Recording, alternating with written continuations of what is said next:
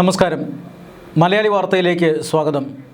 Parliament സമ്മേളനത്തിൻ്റെ ആദ്യ ദിവസം, മൺസൂൺ സമ്മേളനത്തിൻ്റെ ആദ്യ ദിവസം തന്നെ സംഘർഷഭരിതമാവുകയായിരുന്നു. പാർലമെൻറ്റ് ബഹളം കാരണം നിർത്തിവെച്ചു, ലോക്സഭ ബഹളം കാരണം നിർത്തിവെച്ചു. എന്നിട്ടും പ്രധാനമന്ത്രി നരേന്ദ്രമോദി പ്രതിപക്ഷത്തെ കടന്നാക്രമിച്ചിരിക്കുകയാണ്. അതായത് പാർലമെൻറ്റ് സമ്മേളനം തുടങ്ങുന്നതിന് മുമ്പ് പ്രധാനമന്ത്രി നരേന്ദ്രമോദി മാധ്യമങ്ങളെ കാണുന്ന ഒരു പതിവുണ്ട്. മാധ്യമങ്ങളോട് നടത്തിയ അഭിസംബോധനയിലാണ് പ്രധാനമന്ത്രി പ്രതിപക്ഷത്തെ കടന്നാക്രമിച്ചത്. സത്യത്തിൽ ശാസ്ത്ര മേഖലയിൽ രാജ്യം നേടിയ പുരോഗതിയാണ് പ്രധാനമന്ത്രി നരേന്ദ്രമോദി പാർലമെൻറ്റ് സമ്മേളനം തുടങ്ങുന്നതിന് മുമ്പ് നടത്തിയ അഭിസംബോധനയിൽ എടുത്തുകാട്ടിയത്. കഴിഞ്ഞ വർഷം മൺസൂൺ സെഷന് തൊട്ട് മുമ്പ് ഒരു ഇന്ത്യൻ പൗരൻ ബഹിരാകാശത്തെത്തി. ശുഭാംശ ശുക്ലയുടെ ബഹിരാകാശ യാത്രയെക്കുറിച്ചാണ് അദ്ദേഹം പറഞ്ഞത്.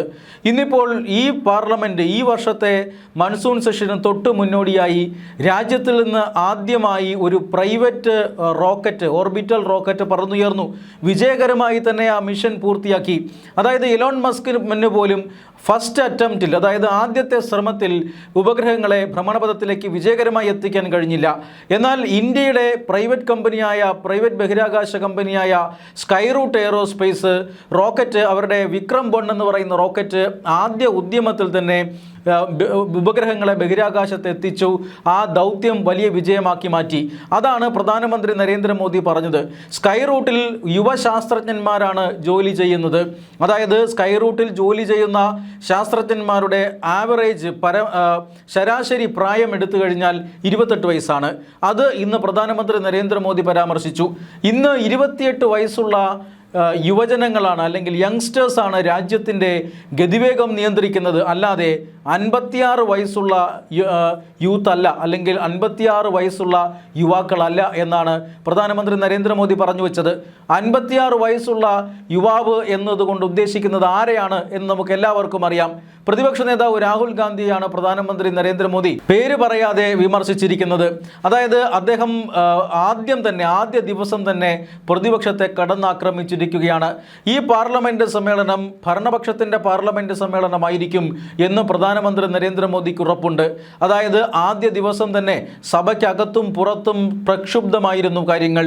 സഭയ്ക്ക് പുറത്ത് CJPയുടെ പാർലമെൻറ്റ് മാർച്ച് നടന്നു. പാർലമെൻറ്റ് മാർച്ചിൽ അപ്രതീക്ഷിതമായി വലിയ ജനക്കൂട്ടമാണ് വന്നത്. ആ പാർലമെൻറ്റ് മാർച്ച് പാർലമെൻറ്റ് മന്ദിരത്തിന് തൊട്ടടുത്ത് വരെ എത്തി എന്നുള്ളതാണ്. അതിനു മുമ്പ് ബാരിക്കേഡ് വെച്ച് ജനക്കൂട്ടത്തെ തടയാൻ ആദ്യഘട്ടത്തിൽ പോലീസിന് സാധിച്ചിരുന്നില്ല. എന്നാൽ വൻ സേനാ വിന്യാസം നടത്തുകയും പിന്നീട് ഈ സമരത്തിൻ്റെ പാർലമെൻറ്റ് മാർച്ചിൽ പങ്കെടുത്ത ആളുകളെ അവിടെ നിന്നും ക്ലിയർ ചെയ്യാനും ഒക്കെ ദില്ലി പോലീസിന് സാധിച്ചിട്ടുണ്ട്. എങ്കിലും ഈ സമരം ചെയ്യുന്ന കോക്രോച്ച് ജനതാ പാർട്ടിയുടെ പ്രതിനിധികളുമായി സർക്കാർ ചർച്ച നടത്തിയെന്ന വാർത്തകളും വരുന്നുണ്ട്. പക്ഷേ സ്ഥിരീകരിക്കപ്പെട്ടിട്ടില്ല. എന്തായാലും പാർലമെൻറ്റിന് പുറത്ത് വലിയ ബഹളം CJPയുടെ വകയായി നടക്കുന്നുണ്ട്. CJPയുടെ സമരത്തിൽ ഇതുവരെ ആരും തിരിഞ്ഞു നോക്കാനില്ലായിരുന്നു. സമരത്തിൻ്റെ ജനപങ്കാളിത്തം വളരെയധികം ശുഷ്കമായിരുന്നു.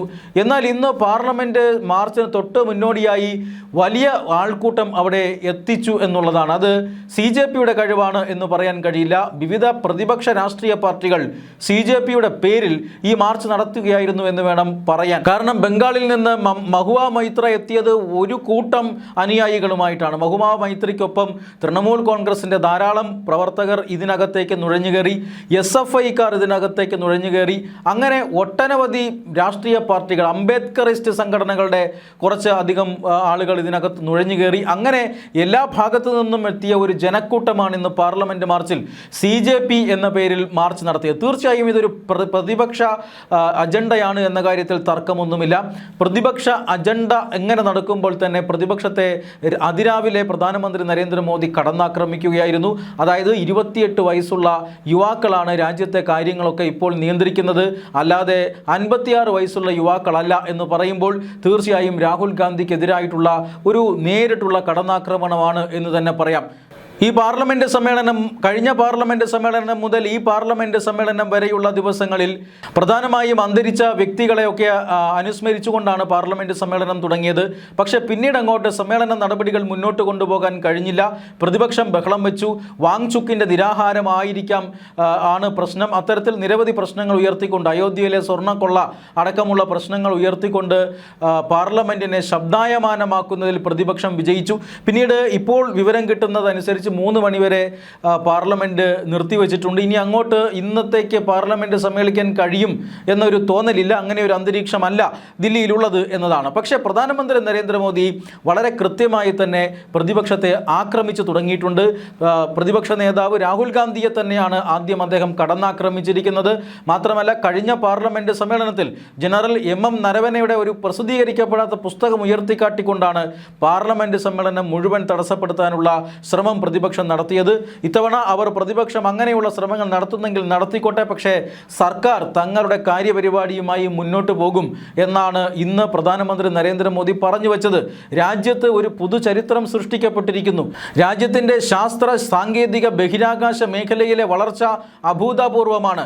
ഒരു കാരണവശാലും ഇവിടെ മേക്ക് ഇൻ ഇന്ത്യ പദ്ധതി വിജയിക്കാനേ പോകുന്നില്ല എന്ന് പറഞ്ഞ രാഹുൽ ഗാന്ധിയുടെ മുന്നിൽ 100% പൂർണ്ണമായും ഇന്ത്യയിൽ നിർമ്മിച്ച ഒരു റോക്കറ്റ് ഇന്ത്യയിലെ ഒരു സ്വകാര്യ കമ്പനി ഉപഗ്രഹങ്ങളോടൊപ്പം തന്നെ ബഹിരാകാശത്ത് വിജയകരമായി ആദ്യ ശ്രമത്തിൽ തന്നെ അയക്കുന്നു. ഈ ഉദാഹരണം ചൂണ്ടിക്കാട്ടിയാണ് ഇന്ത്യയുടെ കരുത്ത് ഇത്തരത്തിൽ വിമർശകർക്ക് മുന്നിൽ പ്രധാനമന്ത്രി നരേന്ദ്രമോദി ചൂണ്ടിക്കാട്ടിയത്. മാത്രമല്ല, ഈ പാർലമെൻറ്റിൻ്റെ മൺസൂൺ സമ്മേളനം BJPയെ സംബന്ധിച്ചിടത്തോളം വളരെ പ്രധാനപ്പെട്ടതാണ്. കാരണം വളരെ പ്രധാനപ്പെട്ട നിയമനിർമ്മാണങ്ങൾ ഈ പാർലമെൻറ്റ് സമ്മേളനത്തിൽ വരാൻ പോകുന്നു. അതിന് 2/3 ഭൂരിപക്ഷം അടക്കമുള്ള നിയമ ഭേദഗതികൾ അല്ലെങ്കിൽ ബില്ലുകൾ പാർലമെൻറ്റ് സമ്മേളനത്തിൽ വരാൻ പോകുന്നുവെന്ന സൂചനയുണ്ട്. അങ്ങനെയെങ്കിൽ 2/3 ഭൂരിപക്ഷം ലോക്സഭയിലും രാജ്യസഭയിലും ഉണ്ടാകുമോ എന്ന കാര്യമാണ് അന്വേഷിക്കുന്നത്. തീർച്ചയായും കണക്കുകൾ പരിശോധിച്ചാൽ BJPക്ക് അത് അപ്രാപ്യമല്ല എന്ന നിലയിലാണ് ഇപ്പോൾ കാര്യങ്ങൾ പോകുന്നത്. ഇന്ത്യ മുന്നണിയിലെ പ്രധാനപ്പെട്ട രാഷ്ട്രീയ പാർട്ടിയായ DMK അവർ ഇന്ത്യ മുന്നണി വിട്ട് പ്രത്യേക ബ്ലോക്കായിരിക്കുന്നു. വിഷയാധിഷ്ഠിതമായി സർക്കാരിനെ പിന്തുണയ്ക്കാൻ ഒരുക്കമാണ് എന്നവർ ഇതിനോടകം തന്നെ അറിയിച്ചിരിക്കുന്നു. തൃണമൂൽ കോൺഗ്രസിൻ്റെ ബഹുഭൂരിപക്ഷം MP-മാരും NDA പക്ഷത്തുണ്ട്. ആം ആദ്മി പാർട്ടിയുടെ MP-മാർ NDA പക്ഷത്തുണ്ട്. അതോടൊപ്പം തന്നെ മറ്റ് ചില രാഷ്ട്രീയ പാർട്ടികളിൽ നിന്നും നിരവധി ജനപ്രതിനിധികൾ NDA പക്ഷത്തേക്ക് വന്നിരിക്കുന്നു. മഹാരാഷ്ട്രയിലെ ശിവസേന ഉദ്ധവ് താക്കറെ വിഭാഗത്തിലെ ഭൂരിഭാഗം MP-മാരും ഇപ്പോൾ BJP നേതൃത്വം നൽകുന്ന NDAയോടൊപ്പമാണ്. അതായത് ശിവസേന ഷിൻഡെ വിഭാഗത്തോടൊപ്പമാണ്. അതുകൊണ്ട് തന്നെ സമൂലമായ രാഷ്ട്രീയ പരിവർത്തനം ദേശീയ തലത്തിൽ നടന്നിരിക്കുന്നുവെന്ന് വ്യക്തമാണ്. ആ പരിവർത്തനത്തിൻ്റെ ആത്മവിശ്വാസത്തിലാണ് പ്രധാനമന്ത്രി നരേന്ദ്രമോദി.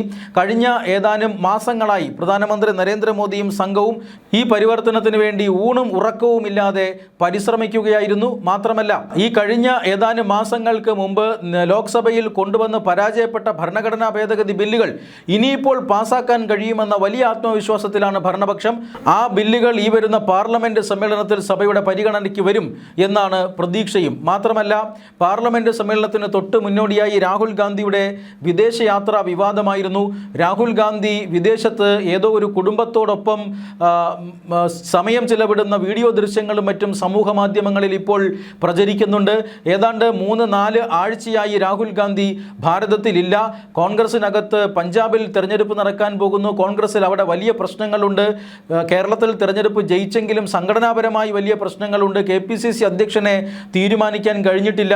ഈ കാര്യങ്ങളിലൊക്കെ വിശദമായ ചർച്ചകൾ ഹൈക്കമാൻഡ് തലത്തിൽ നടക്കേണ്ടതുണ്ട്. ആ സമയത്തെല്ലാം രാഹുൽ ഗാന്ധി വിദേശത്താണ്.